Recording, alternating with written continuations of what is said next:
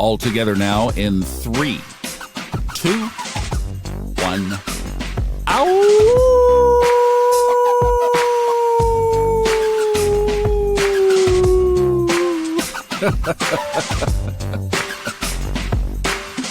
We've got a doozy today. Hi, Thomas Miller on the Fun Astrology Podcast. It is full moon hump day Wednesday, December 7th. Funny how perspective changes things, because if we had been doing this together back in 1941, there was a telegram, because obviously they didn't have much more than that came to Washington, D.C. that said, air raid on Pearl Harbor. This is not a drill. Later that day, Franklin Delano Roosevelt, addressing the nation, said this is a day that would live in infamy.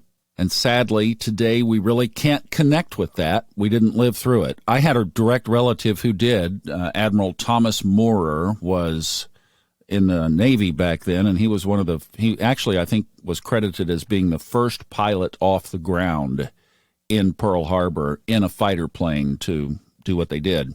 He went on to become the Joint Chiefs of Staff under President Nixon in the 1970s, and I got to meet him a couple of times and have some pictures with him. So there you go. But, still, we don't connect with that. And yet, this is a day that was super significant for decades. Even for us, September 11th, 2001 is getting too far away in memory. But I will tell you, in the realm of cookbook astrology, if there were going to be some other kind of thing like that, today could certainly be a staging day for it, because we have this, as we talked about, Sweet 16, 16 degrees full moon in Gemini. You say, well, okay, but remember back in October, as we mentioned yesterday, the Aries lunar eclipse was at 16 degrees. So in a way, that takes that same point of energy, that same energy. Remember, astrology is based on geometry. So think about that. We are geometric here, 2 signs over.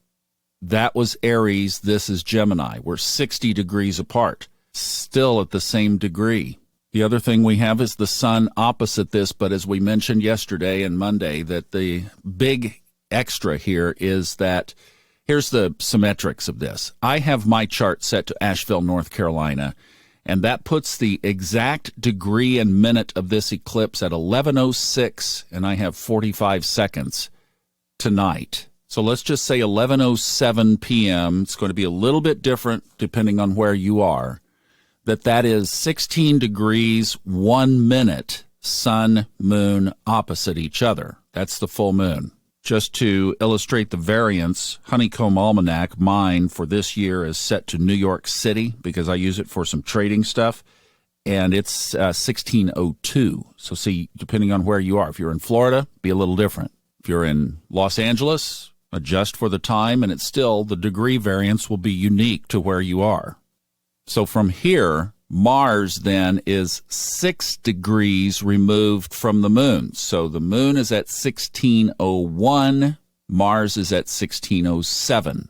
For me, Mars and the moon conjoin at 11:18 p.m., so 11 minutes later. That's the nitpicky little ticky-tack of it, but close enough to say that all day today we are in an applying full moon conjunction with Mars in Gemini, in retrograde. Now let's go ahead and paint the rest of the picture from the chart. That conjunction, so we're sitting there with the moon and Mars together, right up there. Here, it's in the 10th house, which is also significant. It will be different again where you are. But from there, we have a fairly wide but still applicable square to Neptune. That Neptunian just going direct energy, as slow-moving as it is still very much with us. We also have, from that Moon-Mars conjunction, a trine to Saturn, 120-degree angle to Saturn in Aquarius. Also, as we mentioned yesterday, Venus in Sagittarius is in a square to Jupiter and Neptune. So that's the whole picture, if you will, of the primary movers of this eclipse. Now, also, we will throw one more in there. Pluto is sextile to Neptune and Jupiter. So really, we have two other focal points with this. Saturn would be one, because Saturn is also in its separating square from Uranus. So Saturn is one focal point additional, and then the other would be the Neptune-Jupiter conjunction in Pisces. All right, so for you techno heads, there's that's the painting of the picture of where things are. What does it mean? Well, let's take all the full moon stuff that we normally would take, okay? So ask any police officer, school teacher, etc., what it's like during a full moon. People go crazy. Add Mars. But what Mars? Retrograde Mars? How is Mars behaving in retrograde? Is it softened? We have all these volcanoes erupting. How does that tie in? What else is erupting? Let's bring it in. Around you or within you? I have to say, on Monday, I was really feeling it. I was in here crunching away on these audiobooks, and I was just not, it was unsettling. Yesterday was better. If any of you have 16s, go ahead and leave that speak pipe like we talked about yesterday, and we'll take that up tomorrow, okay? But you have to ask, where is the ring of fire around your life? Is it way out there, December 1941, forgotten but a memory?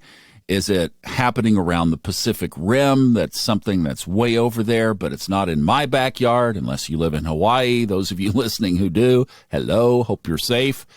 Or is it affecting my marriage or my family or my kids or my work, my coworkers, my clients? Or take it another step further. Am I in such disruption that it's affecting me when I'm trying to work? The spiritual component of this, Neptune and Jupiter, it's around transformation. So whatever there is, you need to be letting it go. Is the universe trying to shake it away from you? Or are you willingly coming to the table every morning with your journal and your coffee and your tea and saying, what in my life needs to change? Reveal it to me as gently as possible, and I'm willing to change. Saturn in Aquarius, are you starting new projects that could last for a long, long time, particularly around technology, or at least something revolutionary, something new, something different? Or does Lord Karma have to get your attention? If the latter, then Lord Karma is sitting there saying, oh, this is going to be easy. And I'm not saying that negatively, but I am saying that the universe has its way of waking us up when we are deadheads. And right now, the energy for Saturn and this full moon are favorable for a shocker. Only if you're on that side of the energy. The collective, yeah, they're on that side of the energy. That's why I say is this one has the potential, ... And finally, let's just not forget about the sun, an equal player in this full moon. Down there in the middle degrees of Sagittarius, a spiritual sign, also in a trine to Chiron. See, this whole thing is about inviting stuff up. It's a safe day to do it consciously, with intention, with the purpose of living your higher timeline, with the purpose of cleaning up some stuff, removing something that doesn't serve you anymore, moving to higher ground, letting go of that weight that's holding you back. Ask the universe today, show me, what is it? I'm willing to let it go. And then celebrate your full moon tonight, releasing that which does not serve. Sending you love. Also be sure to put that bubble of protection around yourself just to protect from all this stuff going on around you. All right? That's the deal. See you back tomorrow.